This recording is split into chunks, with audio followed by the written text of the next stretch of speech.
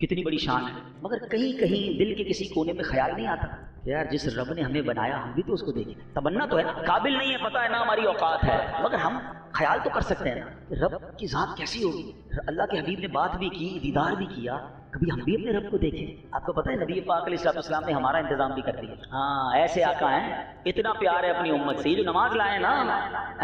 پتہ ہے نماز کے بارے میں نبی پاک نے کیا فرمایا؟ خود کہاں گئے تھے معراج کو، آ کر نماز لائے، فرمایا نماز مومن کی معراج ہے۔ اچھا ہم کہیں گے یار معراج تو ہے مگر دیدار کہاں ہے؟ نماز معراج تو فرمائی مگر اللہ کا دیدار کہاں ہے؟ اب حدیثیں پڑھو، نماز کی فضائل میں لکھا ہے کہ جو بندہ پابندی سے نماز پڑھے گا قیامت کے دن اسے اللہ کا دیدار کروایا جائے گا۔ ہائے ہائے، دیدار کرنا ہے نا رب کا، پیارے آقا نے معراج کی رات کیا، اگر آپ کو بھی کرنا ہے مجھے بھی کرنا ہے تو فارمولہ یہ ہے کہ نماز کو پکڑ لینا ہے، نماز نہیں چھوڑنی، یہ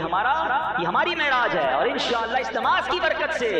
ہم اللہ نے چاہا تو اللہ کا دیدار بھی کریں گے۔ اور سبحان اللہ، نماز میرے آقا فرماتے قرۃ عینی فی الصلاۃ، نماز میری آنکھوں کی ٹھنڈک ہے۔ جو واقعی نبی پاک سے محبت کرتا ہے نا اس کی نماز قضا نہیں ہو سکتی۔ جو قضا کرتے ہیں اس کا آپ نے عذاب بھی سن لیا، ہمارے سر میں تھوڑی سی چوٹ لگ جائے تو جان نکل جاتی ہے، اور فرشتے سر کچل رہے ہیں اس کا، اور بار بار کچل رہے ہیں۔ جو نماز میں سستی کرتا ہے، تو اے میرے پیارے اسلامی بھائیوں، ہمیں نماز جو ہے وہ ہر حال میں پڑھنا ہے، اور اگر اللہ نہ کرے قضا ہو گئی ہے تو ہم نے قضا نمازوں کا طریقہ معلوم کرنا ہے۔ توبہ کرنے سے انشاءاللہ نماز نہ پڑھنے کا گناہ رب چاہے گا تو معاف ہو جائے گا، نمازیں معاف نہیں ہوں گی، یہ بھی بڑا مسئلہ ہے۔ کچھ لوگ کہتے ہیں یار اللہ معاف کرنے والا ہے، میں نے بہت گناہ کیے، سب توبہ کر لی، ٹھیک ہے، کئی گناہوں کا تو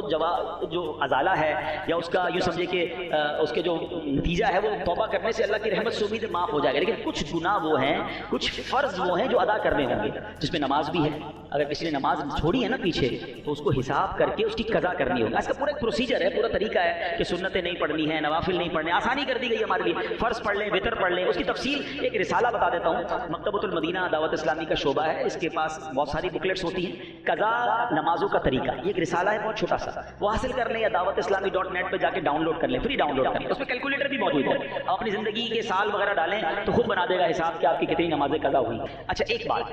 اسی طرح زکوٰۃ ہے، اگر کسی شخص نے کئی سالوں تک زکوٰۃ نہیں دی ہے تو وہ توبہ کر کے کہ اللہ معاف کر دے آئندہ سے زکوٰۃ دوں گا، نہیں، پچھلی ساری زکوٰۃ اسے ادا کرنی، ٹھیک ہے۔ اسی طرح اگر خدا نہ خواستہ کسی کا مال چرا لیا ہے، قبضہ کر لیا ہے، قرضہ لے کے واپس نہیں دیا ہے، اب بندہ کہ اللہ معاف کر دے، گناہ معاف اللہ کی رحمت سے ہو جائے گا، قرضہ معاف نہیں ہوگا، قرضہ دینا پڑے گا، اسے معافی مانگنی پڑے گی۔ تو گناہ کچھ ایسے ہیں معاذ اللہ، جیسے کوئی جھوٹ بولتا ہے، بد نگاہی کرتا ہے، وہ توبہ کرے اور اللہ معاف کرنے والا ہے، معاف کر دے تو ڈیلیٹ ہو جائیں گے، لیکن جو ایسے کام ہیں جس کی ریپلیکیشن ہے، جو حقوق العباد سے جس کا تعلق ہے، وہاں جا کر آپ کو واپس کرنے ہوں گے، اس کا حل نکالنا ہوگا۔ تو نماز ان میں سے ایک ایسا فرض ہے کہ توبہ بھی کریں، آئندہ کوئی نماز قضا نہ ہو اس کا بھی نظام بنائیں، اور اگر پچھلی قضا ہو گئی ہیں تو اس کا اہتمام کریں، اللہ کی رحمت سے امید ہے۔ ہاں یہ الگ بات ہے کوئی سوچے یار میری 40 سال کی 30 سال کی نمازیں نہیں ہیں، اب کیسے پڑھوں گا، زندگی تھوڑی رہ گئی، میرا رب بڑا کریم ہے، آپ پڑھنا شروع کر دیں، اور بندہ اس دوران اگر چلا بھی جائے نا دنیا سے تو اللہ کی رحمت سے امید ہے اچھے راستے پر چل پڑا تھا، رب انشاءاللہ اس پر بھی کرم فرما دے، مگر کرنے والے تو بنے نا، انٹینشن تو کریں کہ بھئی اب میں قضا بھی کروں گا اور اگلی انشاءاللہ ادا بھی کروں گا۔ تو الحمدللہ عز و جل ایسی پیاری باتیں دعوت اسلامی کے پیارے ماحول میں سکھائی جاتی ہیں، ہمیں نماز کی پابندی کا درس دیا جاتا ہے، عشق رسول کا درس دیا جاتا ہے، اللہ رسول سے جڑنے کا درس دیا جاتا ہے، تو اس مدنی ماحول سے وابستہ رہیں۔ روایتوں میں آتا ہے حضرت ابو ہریرہ رضی اللہ عنہ فرماتے ہیں جو کوئی 27 رجب کا روزہ رکھے اللہ عز و جل اس کے لیے 60 مہینوں کے روزوں کا ثواب لکھے گا۔ سیدنا سلمان فارسی رضی اللہ عنہ سے مروی ہے، اللہ پاک کے آخری نبی محمد عربی